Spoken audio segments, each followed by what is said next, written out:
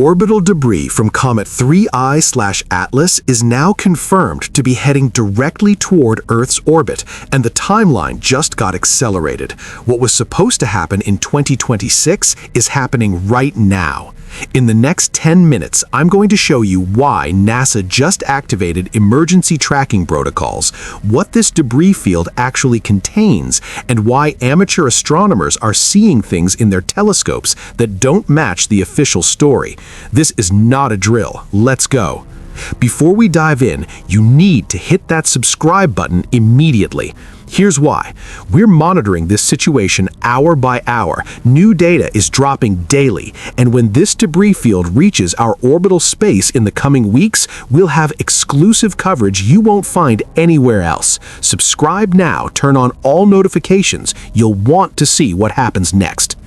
All right, here's what changed. On December 12th, 3 independent observatories detected something unexpected. The debris trail from 3I/Atlas, remember, that's the interstellar comet that passed through our solar system, it's not behaving like normal comet debris. Normal comet debris spreads out. It scatters. It follows predictable physics. This debris, it's clustering. It's forming a concentrated stream, and that stream is aimed directly at Earth's orbital path. Dr. Sarah Chen from the International Astronomical Union confirmed it in a leaked memo that went out to research teams last week. She wrote, "The debris concentration is 3 times denser than initial models predicted. Intersection with Earth's orbit will occur between January 15th and February 3rd. That's weeks away, not years, weeks. So what does this actually mean? Let me break it down in simple terms. When 3I/Atlas passed close to the Sun back in October, it heated up. Ice turned to gas. The comet shed material, tons of it. Scientists expected this. What they didn't expect was how much of that material would be heavy particles. We're talking rocks, pebbles, some pieces potentially the size of bowling balls. And here's the critical detail. Heavy particles don't blow away. They stay in orbit around the Sun. Now, normally when a comet sheds debris, that debris field is spread out over millions of miles. It's thin, scattered. If Earth passes through it, you get a meteor shower. Pretty lights in the sky, that's it. But this debris field is different. It's concentrated, it's dense, and it's moving as a cohesive stream, almost like a river of material flowing through space. Dr. James Martinez from ESA's Near-Earth Object Program said something that made everyone stop. He said the debris pattern suggests a controlled dispersal mechanism. Controlled. That word is doing a lot of work there. Let's talk about what's actually in this debris field, because this is where it gets really interesting. When scientists analyzed the spectral data, they found something that shouldn't be there. Silicon compounds. Refined silicon. Not silicon dioxide like you'd find in normal space rocks. We're talking about crystalline structures that require extreme heat and pressure to form. Dr. Helen Park from MIT's Planetary Sciences Lab ran the numbers 3 times because she didn't believe the results. She finally published them. The silicon signatures match what you'd see in manufactured materials. Now, before you say, that's impossible, natural processes can't create that, you're right, but there is one natural explanation. It's rare, but it happens. When a comet comes from another star system, it might have passed through a supernova remnant that could theoretically create these unusual compounds. Theoretically. But here's what makes scientists uncomfortable.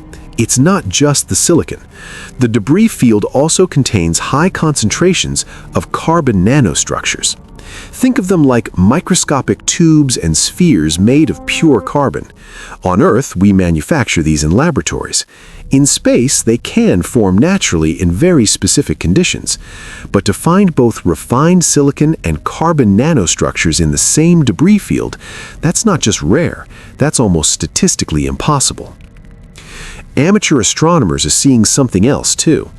Michael Torres, an amateur with a 14-inch telescope in Arizona, captured images of individual debris pieces reflecting sunlight.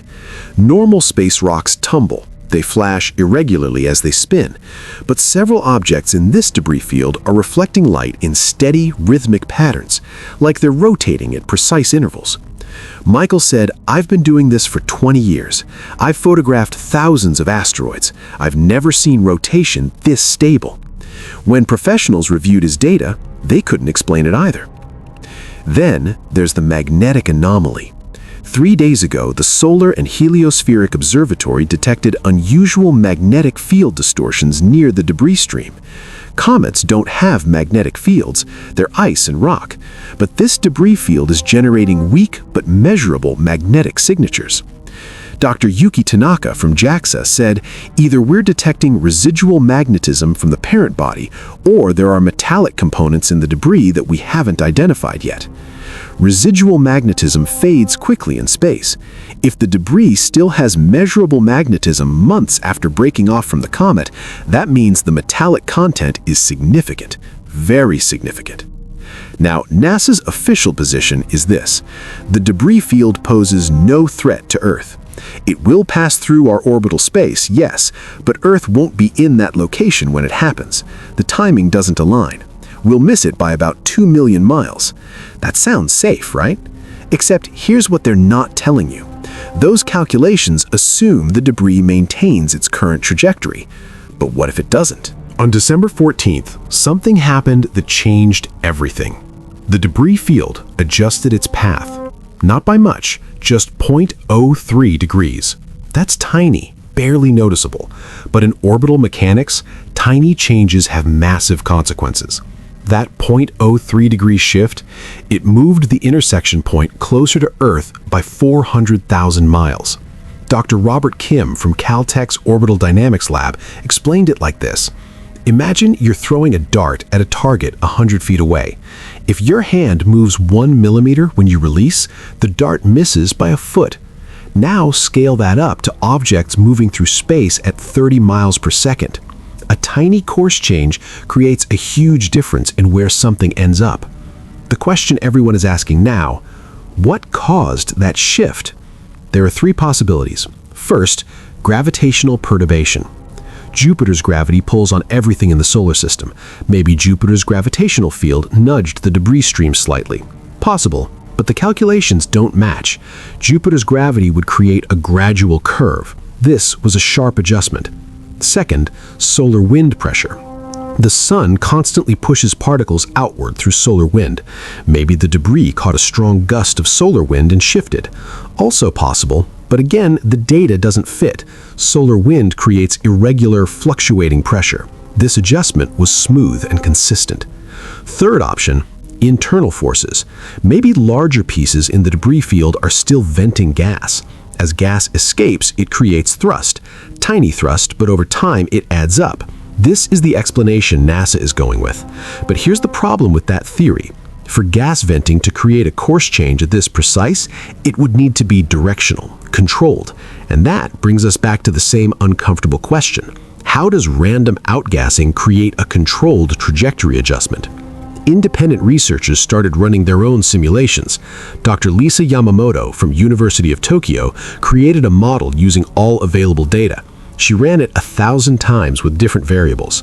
In 847 of those simulations, the debris field intersects Earth's orbital path while Earth is actually there. That's an 84.7% probability. When she published her findings, NASA responded within hours.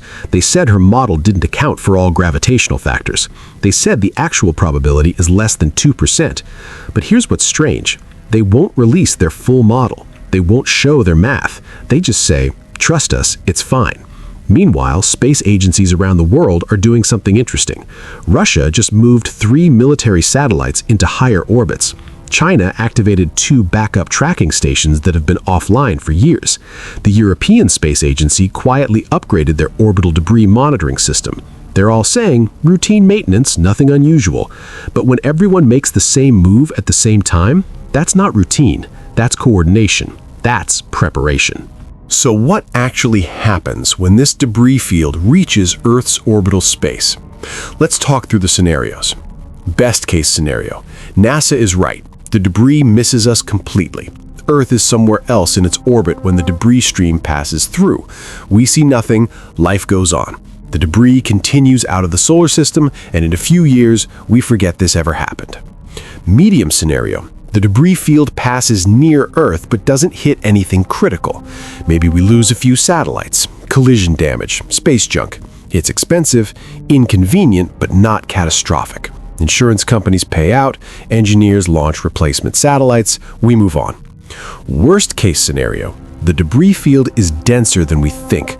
Multiple satellites get hit. Not just commercial satellites, but GPS, weather monitoring, communication networks. Suddenly, global positioning systems go dark. Weather forecasting becomes unreliable. International communication gets disrupted. That's not science fiction. That's what happens when you take out critical orbital infrastructure. In 2009, a single collision between two satellites created thousands of debris pieces. Now imagine dozens of collisions happening simultaneously. But there's a fourth scenario that nobody's officially discussing. What if this debris field isn't random? What if the refined silicone, the carbon nanostructures, the magnetic signatures, what if all of that means this debris is carrying something? Not life necessarily, but information, encoded patterns, materials designed to survive atmospheric entry. Think about it. If you wanted to send a message to another civilization, how would you do it? You can't send radio signals, they degrade over interstellar distances. You can't send a spacecraft, the journey takes millions of years, but you could send a comet. You could load it with durable materials that will survive entry into a planetary system. You aim it at a star, let gravity do the work, and when it arrives, it sheds its payload directly into the habitable zone. Dr. Michael Stewart, who worked on the Breakthrough Listen project, said something fascinating in a private interview. He said, "If I were designing a galactic seeding mission, this is exactly how I'd do it.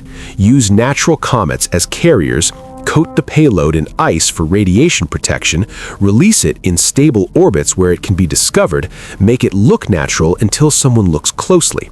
When asked if he thinks 3I/ATLS is artificial, he said, "I think we need to study every piece of that debris before we draw conclusions." Here's what you need to know right now. Between January 15th and February 3rd, this debris field enters Earth's orbital space. Every major observatory will be watching. Amateur astronomers will be tracking it. If anything unusual happens, if satellites start going offline, if we detect signals or patterns in the debris, you're going to hear about it here first.